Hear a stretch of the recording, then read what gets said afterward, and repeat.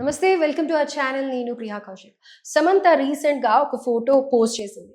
అది పోస్ట్ చేసిద్దో లేదో ఇమీడియట్గా నెట్లో తనకి కంగ్రాచులేట్ చేస్తూ ఎన్నో మెసేజెస్ వస్తున్నాయి. అయితే దీని గురించి మాట్లాడదాం. ప్రస్తుతం మనతో పాటు సీనియర్ జర్నలిస్ట్ కిరణ్ పోల్దాస్ గారు ఉన్నారు. నమస్తే సార్. నమస్తే అండి. Sir, so Samantha photo post చేసిన వెంటనే ఎంతో మంది కంగ్రాచులేట్ చేస్తూ ఉన్నారు. ఇంతకుముందు ఎంతో నెగటివిటీ ఫేస్ చేసిన సమంత ఇప్పుడు చాలా మంది బ్లెస్సింగ్స్ ఇస్తూ ఉన్నారు. అయితే తను ఏంటి అనేది అక్కడ ఏం ట్యాగ్ చేయకపోయినప్పటికీ అందరూ అనుకునేది ఏంటంటే తను మాత్రం లవ్‌లో ఉందని నెక్స్ట్ పెళ్లి చేసుకోబోతుంది అని అనేసి అనుకుంటూ ఉన్నారు. దీంట్లో వాస్తవం ఎంతుంది? ఏం ఫోటో అది? రాజ్ సిటాడెల్ డైరెక్టర్ ఉన్నారు కదా! తను హ్యాండ్ పట్టుకొని తను నిల్చున్నది ఒక ఫోటో పెట్టింది. అంటే గతంలో కూడా చూసుకున్నట్టయితే అదే డైరెక్టర్‌తో ఎన్నో ఫోటోస్ పెట్టడం జరిగింది. అందులో వాళ్ళిద్దరున్న క్లోజ్‌నెస్‌ని చూసి అందరూ ఎక్స్‌పెక్ట్ చేస్తున్నారు. మేబీ సమంత ఇంకా రాజ్ ఇద్దరు లవ్‌లో ఉన్నారేమో అని. మ్యారేజ్ చేసుకుంటారేమో అని అనేసి అనుకుంటున్నారు. ఒక ఇద్దరు వ్యక్తులు, ఒక మగ, ఆడ కలిసి ఒక ఫోటో తీసుకున్నంత మాత్రాన దాన్ని వాళ్ళిద్దరు లవ్‌లో ఉన్నారని కంగ్రాచ్యులేషన్స్ చెప్పడం ఇలాంటివన్నీ కూడా కరెక్ట్ కాదు. హ్మ్. కొంచెం అతి సర్వత్రా వర్జయేత్. నేను ఎప్పుడు అంటుంటా. ఈ అతిగాళ్ళు ఉంటారు. వాళ్ళకి కంగ్రాచ్యులేషన్స్ ఏదో ఊహించుకొని, ఏదో అనుకుని కంగ్రాట్స్ చెప్పడం ఏంటి? వాళ్ళిద్దరి మధ్య ఎలాంటి రిలేషన్ ఉందో ఎవరికి తెలుసు? స్నేహం ఉండొచ్చు కదా! స్వచ్ఛమైన స్నేహం ఉండొచ్చు. దానికి కంగ్రాట్స్ చెప్పుకోవడం ఏంటి? ఒక వ్యక్తి బాధలో ఉన్నప్పుడు, ఒక వ్యక్తి ఆవేదనలో ఉన్నప్పుడు, ఇంకొక వ్యక్తి వచ్చి సాంత్వన చేకూర్చి 4 మాటలు మాట్లాడితే కొంచెం దగ్గర భావన కలుగుతుంది. అతను ఆ అమ్మాయి కష్టంలో ఉన్నప్పుడు, నష్టంలో ఉన్నప్పుడు రాజు నిడమూరితోటి ట్రావెల్ చేసింది ఆ అమ్మాయి. ఆ అమ్మాయికి ఆరోగ్యం బాగాలేనప్పుడు రాజు నిడమూరితో సినిమాలు తీసింది. ఆ 'సిటాడెల్' సినిమా అప్పుడు. చాలా ఇబ్బంది పడింది ఆ 'సిటాడెల్' సినిమా తీస్తూ. సో, అప్పుడు ఆ యూనిట్ అంతా కూడా అమ్మాయికి చాలా వెన్నుదన్నుగా ఉన్నారు. ఎస్పెషల్లీ రాజు నిడమూరి డైరెక్టర్ కమ్ ప్రొడ్యూసరు. అతను కూడా చాలా ఆ అమ్మాయికి ఎప్పుడు కావాలంటే అప్పుడు షూటింగ్ గ్యాప్స్ ఇస్తూ చాలా జాగ్రత్తగా తనతో షూట్స్ చేసుకుంటూ వచ్చాడు. సో, అంత సహకరించిన వ్యక్తి ఏదైనా అయి ఉండొచ్చు. ఇందులో ఒక అమ్మాయి, ఒక అబ్బాయి, ఒక ఆడ, ఒక మగ కలిసి దగ్గరగా ఉన్నంత మాత్రాన, కలిసి భోజనం చేసినంత మాత్రాన, కలిసి సినిమాకెళ్ళినంత దాన్ని మనము ఇమ్మీడియేట్‌గా అది ఆ రిలేషనే అని మనం అనుకోవటానికి లేదు కదా! హ్మ్. ఒక స్వచ్ఛమైన స్నేహం ఉండొచ్చు. లేకపోతే ఒక సోదర భావం ఉండొచ్చు. ఇలా ఏమైనా ఉండొచ్చు. బట్ తొందరపడి మనము దాన్ని ఆ రకమైన బంధం అని మనం ఒక జడ్జిమెంట్ పాస్ చేయడం కరెక్ట్ కాదని నా ఒపీనియన్. సో, దాంట్లో రేపో మాపో నిజమైతే రేపో మాపో దాగదు. వస్తది. ఇవాల్టికి ఇప్పటికి మీరన్నట్టుగా రాజు నిడమూరితోటి 4, 5 సందర్భాల్లో ఫోటోలున్నాయి. పోస్ట్ చేస్తుందనమాట. చేసింది. సో, సహజంగా అలాంటి భావన అయితే కలుగుతుంది కానీ, ఆ కంక్లూజన్‌కి మనం రావద్దని చెప్తున్నాను. మేబీ ఉండొచ్చు, ఉండకపోవచ్చు. పక్కన పెడదాం. సమంతకి శత్రువులెవరో ఉండరు. హ్మ్. తనకు తానే శత్రువు. హ్మ్. తనను ఎవరో ట్రోల్ చేయక్కర్ల. తనను తానే ట్రోల్ చేసుకోగలుగుతది. ఒక మంచి జీవితాన్ని కూడా పాడు చేసుకోగలుగుతది సమంత. చాలామంది నేను ఈ మాట మాట్లాడితే ఫెమినిస్ట్‌లందరికి కోపం రావచ్చు. నాకు కూడా కోపం వస్తుంది. మీరు ప్రతిసారి సమంత గురించి మాట్లాడినప్పుడు ఇలా యెస్. Negative వెర్షనే exactly. మాట్లాడుతూ ఉంటారు. ఎగ్జాక్ట్‌లీ. ఎందుకు నేనన్నాను అంటే, సమంత భారతీయ వివాహ వ్యవస్థ చాలా గొప్పదండి. ఈ భారతీయ వివాహ వ్యవస్థలో సహజంగా గతంలో ఎలా ఉండేదంటే, అమ్మాయి పెళ్లి చేసుకోగానే అమ్మాయి కెరీర్ ఖతమయ్యేది. హ్మ్. కానీ ఇవాళ అలా లేదు. అమ్మాయి కెరీర్‌ని పెళ్లి తర్వాత కూడా కొనసాగించగలుగుతోంది. అవును. సో, ఆ అవకాశం, అదృష్టం సమంతకు దక్కింది అంటా నేను. నాగ చైతన్యని పెళ్లి చేసుకున్న తర్వాత, ఆ అమ్మాయి సినిమాలో నటించే అవకాశం ఆ అమ్మాయికొచ్చింది. చాలా మంచి సినిమాలు తీసింది. 'నాగార్జునతోటి' ఒక మంచి సినిమా తీసింది. ఒక హ్మ్. ఏమంటారు ఆహ్, దెయ్యంలాగా ఆత్మ హ్మ్. ఉన్న హ్మ్. సినిమా ఒకటి తీసింది. దాని పేరు నాకు గుర్తు రావట్లా. సో, ఆ సినిమా తీసింది. ఆ సినిమా తర్వాత 'మనం' సినిమా దగ్గర నుంచి చూసుకుంటే కొన్ని కొన్ని హీరోయిన్ ఓరియెంటెడ్ సినిమాలు బోలెడు కథలున్నాయి ప్రియాంక గారు. ఎప్పుడు 4 ఫైట్‌లు, 4 పాటలున్న సినిమాల్లో హీరోయిన్‌గా వెళితే, గ్లామర్‌గా 4 పాటల్లో పెట్టుకుంటారు, 2 డైలాగుల్లో పెట్టుకుంటారు, 2 టీజింగ్ సీన్‌లో, 2 రొమాంటిక్ సీన్‌లో పెట్టుకొని ఆ అమ్మాయిని పంపించేస్తారు. అది హీరోయిన్ పరిస్థితి. అలా కాకుండా హీరోయిన్‌లుగా చాలామంది రాణించారు. హ్మ్. ఒక విజయశాంతి తీసుకోండి. 'లేడీ అమితాబ్' అనేవారు ఆమెని. హ్మ్. ఆమె అంత గొప్పగా రాణించారు. ఆ తర్వాత అనేక మంది హీరోయిన్ ఓరియెంటెడ్ సినిమా ఒక 'జయసుధ' ఎందుకు గుర్తుంది మనకి?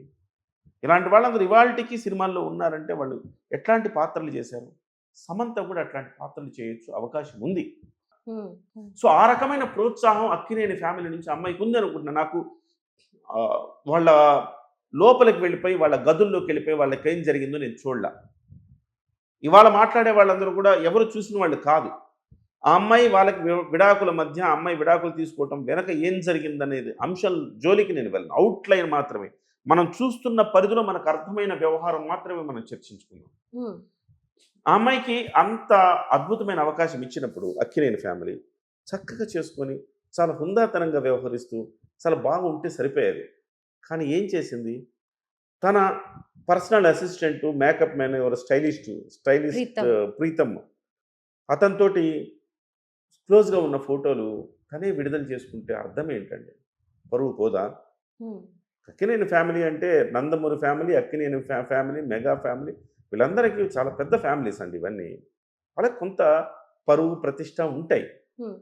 4 గోడల మధ్య ఏం జరిగినా అది బయట పెట్టుకోవటానికి కూడా ఇష్టపడని కుటుంబాలవి. పరువు కోసం బతికే వాళ్ళు ఉంటారు వాళ్ళంతా.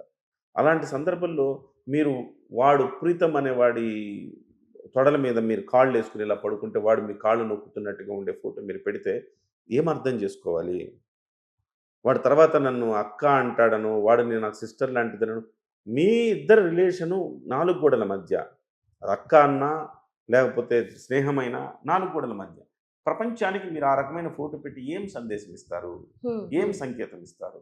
అక్కడి నుంచి మొదలుపెడితే ఫ్యామిలీ మ్యాన్ సినిమాలో అక్కినేని ఫ్యామిలీ అక్కడున్న సన్నివేశాలకు అనుగుణంగా అలాంటి సినిమా ఒప్పుకోవద్దు అని చెప్పారట. కానీ ఆ సినిమా ఒప్పుకొని చేసింది. మీరు నోట్ డౌన్. ఇక్కడ ఫ్యామిలీ మ్యాన్ సినిమా డైరెక్టర్ కూడా రాజు నిడుమూరినే. ఓకే. ఫ్యామిలీ మ్యాన్ దగ్గర నుంచి వాళ్ళిద్దరి మధ్య సాన్నిహిత్యం ఉన్నది. అది ఏ సాన్నిహిత్యం అనే దాన్ని నేను జడ్జ్ చేయను. సో స్నేహం అని అనుకుందాం ప్రస్తుతానికి. ఆ స్నేహం ఆ రోజు నుంచి ఉంది. అక్కడ ఒక బోల్డ్ సీన్ ఉంది అందులో. ఆ బోల్డ్ సీన్ చేసినప్పుడు నాగార్జున గారి కోడలు అక్కినేని వంశంలో అడుగుపెట్టిన కోడలు అలాంటి సన్నివేశాలు చేస్తుంది అంటే కొంచెం ఇబ్బందికరమైన పరిస్థితి. డెఫినెట్‌గా. సో ఇలాంటి ఒకదానికొకటి కనెక్టే ఎవరు చేసుకున్నారు ఇదంతా? నీ కెరీర్ నీకేమన్నా తక్కువ? నా కెరీర్ నాకు ముఖ్యం అంటే ఏం కెరీరు? హీరోయిన్ ఓరియెంటెడ్ సినిమాలు తీసుకుని గొప్ప పేరు సంపాదించుకోవచ్చు. నీకు అద్భుతంగా నాగార్జున ఫ్యామిలీ, అక్కినేని ఫ్యామిలీ నుంచి బోల్డ్ సినిమా మీద సినిమా నీకు రాగలుగుతుంది. నువ్వు అసలు వెనక్కి తిరిగి చూసుకోక్కర్లా. అలాంటి సందర్భంలో నాగ చైతన్యని చూస్తే అంటే బయటకి అవుట్లైన్ చెప్తున్నానండి. ఇన్నర్‌గా వాళ్ళలో ఎలాంటి భావజాలం ఉందో నేను చూడలేదు కాబట్టి చెప్పలేను. అతను ఎప్పుడు చాలా డిగ్నిఫైడ్‌గా వ్యవహరిస్తాడు నాగ చైతన్య. అల్లరి చిల్లరి మనిషిగా కనిపియడు ఎప్పుడు. సో అలాంటి వ్యక్తిని మీరు పెళ్లి చేసుకున్నారు మంచిదే. మీ గతం చూస్తే కూడా సమంత గారి గతంలో కూడా చాలా స్టోరీలున్నాయి. స్టోరీలన్నీ తెలిసే చేసుకున్నాడు నాగ చైతన్య. నాగార్జున కూడా వెల్కమ్ చెప్పాడు. Everything is fine. అలాంటి సందర్భంలో మీకు మీరు చేసుకున్న తప్పిదాలు, స్వయంకృత అపరాధాల వల్ల ఇవాళ మీకు ఆ ఫ్యామిలీ గ్యాప్ వచ్చి విడాకుల దాకా వెళ్ళింది. వెళ్ళిన తర్వాత మీరు ఏ సినిమా చేసినా దాంట్లో బోల్డ్ సీన్లు నటించడం సమంత ఆ రకంగా చేయడం వల్ల సమంతకు కెరీర్‌లో ఉపయోగపడుతుందో లేదో తెలీదు గానీ, ఆ అమ్మాయి ఆ ఫ్యామిలీలో చాలా వచ్చేసిన తర్వాత కూడా కరెక్టే. సమంత అక్కినేని ఫ్యామిలీ నుంచి బయటికెళ్ళటమే కరెక్ట్ అనుకునే భావన కూడా నాగార్జున, అక్కినేని అభిమానులకు కలిగిందంటే ఆలోచన. సో ఆ తర్వాత సమంత అక్కడి నుంచి రాజు నిడమూరితో ఆ స్నేహ సంబంధాలు కొనసాగిస్తూ వస్తున్నారు. 'సిటాడిల్' అనే వెబ్ సిరీస్ కూడా తీశారు. ఆ 'సిటాడిల్' వెబ్ సిరీస్‌లో చాలా ఇబ్బంది పడిందని విన్నా నేను. ఆ షూటింగ్స్ ఆ శరీరం సహకరించక చాలా ఇబ్బంది పడిందని విన్నా. అదే కాదు ఈ మధ్య కాలంలో వచ్చిన సినిమాలు ఈవెన్ ఇతని సినిమా 'విజయ్ దేవరకొండ' సినిమాలో 'ఖుషి.' కూడా చాలా ఇబ్బంది పడ్డది. సో ఆ అమ్మాయి ఒక అరుదైన వ్యాధితో బాధపడుతుంది. దాని పట్ల అందరికీ సానుభూతి ఉంది. అయ్యో! సమంతకి చిన్న వయసులో ఇలా వచ్చిందేంటి అని చెప్పి అందరికీ సానుభూతి ఉంది. దాంట్లో ఎలాంటి అనుమానం లేదు. కానీ ఆహ్, ఈ రకంగా తన లైఫ్‌ని తను కొంచెం కాంప్లికేట్ చేసుకుందేమో అనిపిస్తుంది నాకు అంతే. అంతకు మించి కాదు. ఇవాళేమో ఆ లైఫ్ లేకపోయినా ఆ అమ్మాయి హ్యాపీగా ఉండగలుగుతా అంటే ఉంటుంది. దాంట్లో ఏమి ఎవరి లైఫ్ ఎవరు భరోసా ఇస్తారు చెప్పండి. హ్యాపీగానే ఉండొచ్చు తప్పేం లేదు. కానీ ఇప్పుడు రాజు నిడమూరితో అయితే ఆ ఫ్యామిలీ మెన్ దగ్గర నుంచి దాదాపుగా ఒక 6, 7 ఏళ్ల నుంచి ఆ స్నేహ బాంధవ్యం కొనసాగుతూ వస్తోంది. ఆ స్నేహానికి అర్థం ఏంటి? సోదరతత్వమా? లేకపోతే భాగస్వామ్యంగా వాళ్ళిద్దరు కలిసి ఏమన్నా ఉంటున్నారా? భాగస్వాములుగా అనేది ఇంకా మనకు తెలీదు. మనం దాని మీద ఒక జడ్జిమెంట్ పాస్ చేయడం అనేది కరెక్ట్ కాదు. బట్ సమంత తనకు తానే శత్రువు అని ఈ సందర్భంగా అందుకే అంటారు. అలాంటి ఫోటో ఇట్లా చేతులు పట్టుకున్న ఫోటోని అమ్మాయి షేర్ చేయడం ద్వారా సంకేతం ఇస్తుందా?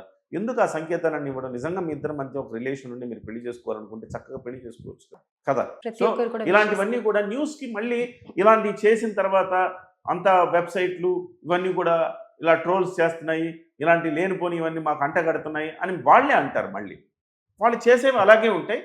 దాని మీద మీడియా మాట్లాడితే మళ్ళీ మమ్మల్ని ఇలా ట్రోల్ చేస్తూ ఉన్నారు, మా బంధాన్ని ఇలా స్నేహబంధం అయితే మాకు మధ్య ఇలాగ ఉన్నారు, మీరు చేసుకొని మీరే మళ్ళీ అనడం కూడా కరెక్ట్ కాదు కదా. రైట్. సో కాబట్టి బహుశా మనం కొన్ని రోజులు వెయిట్ చేయాల్సిందే. మనం ఒక జడ్జిమెంట్ అయితే పాస్ చేయొద్దు. బహుశా వాళ్ళిద్దరూ ఒక మంచి స్నేహబంధం ఉందని మనం ఈ క్షణం వరకు అనుకుందాం. Right sir. Thank you sir.